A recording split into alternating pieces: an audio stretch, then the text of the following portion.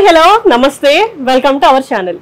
Megastar Chiranjeevi గారు main lead గా అనిల్ రావుపూడి గారి డైరెక్షన్ లో వస్తున్న సినిమా ఎప్పుడెప్పుడు స్టార్ట్ అవుతుందా, ఈ సినిమా గురించి ఎప్పుడెప్పుడు అప్డేట్ వస్తుందా అని ఫ్యాన్స్ అందరూ కూడా చాలా ఈగర్ గా అయితే వెయిట్ చేస్తున్నారు. అందరూ ఈ సినిమా మీద హై ఎక్స్పెక్టేషన్స్ పెట్టుకున్నారు. దానికి మెయిన్ రీజన్ అనిల్ రావుపూడి గారి రీసెంట్ సినిమా సంక్రాంతికి వస్తున్నాం. ఈ సినిమా బిగ్గెస్ట్ హిట్ గా నిలిచింది. ఇప్పుడు చిరంజీవి గారి సినిమాలో కూడా అంతే కామెడీ, అంతేకాకుండా యాక్షన్ సీక్వెన్స్ కూడా ఫుల్ గా ఉంటుంది అని తెలిసేసరికి ఈ సినిమా మీద అందరూ హై ఎక్స్పెక్టేషన్స్ అయితే పెట్టుకున్నారు.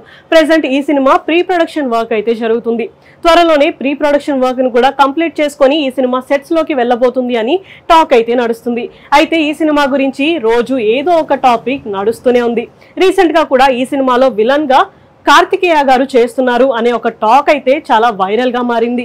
ఆ తర్వాత మళ్ళీ అసలు కార్తికేయ గారు ఈ సినిమాలో చెయ్యట్లేదు అని సినీ ఇండస్ట్రీలో ఒక టాక్ నడిచింది. అసలు ఈ విషయం మీద మూవీ టీం అయితే ఎలాంటి క్లారిటీ అయితే ఇవ్వలేదు. అంతేకాకుండా ఈ సినిమాలో పరిణీతి చోప్రా గారు కూడా ఒక క్యారెక్టర్ చేస్తున్నారు అని ఎప్పటి నుంచో ఒక టాక్ అయితే నడుస్తుంది.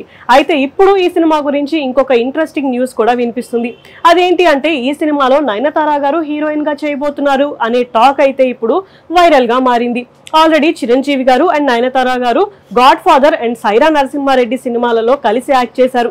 మళ్ళీ ఇప్పుడు వీళ్ళిద్దరి కాంబినేషన్ రిపీట్ అవబోతుంది అని టాక్ అయితే నడుస్తుంది.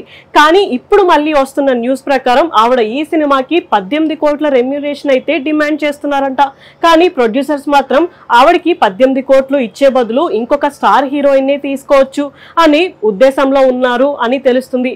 ఆల్రెడీ త్రిష గారు, కాజల్ గారు చిరంజీవి గారితో కలిసి యాక్ట్ చేశారు. అలాగే తమన్నా గారు కూడా ఆయనతో యాక్ట్ చేశారు.